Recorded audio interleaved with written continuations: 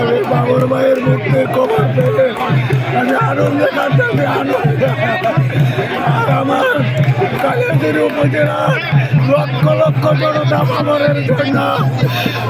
আল্লাহ দরবারে হাত তুলে দোয়া করতে চায় আমাদের বাবর আমাদের মাঝে ফিরে আসবে এই বলে মদন মোহনগঞ্জ কালিয়াচুরি লক্ষ লক্ষ জনতা আশাবাদী বাবর ভাই তাদের মাঝে ফিরে যাচ্ছে এই বলে মহান আল্লাহর কাছে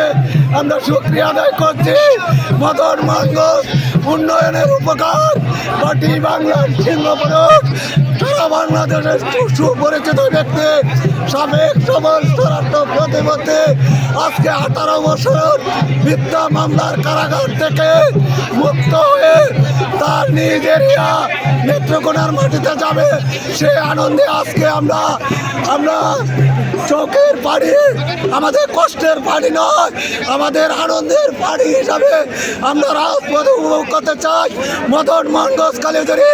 বাবর আবার যেন উন্নয়ন করতে পারে সেইটুকু আশা রেখে আমি কালিয়াচুরি উপজেলা বিএনপির পক্ষ থেকে আমি সকল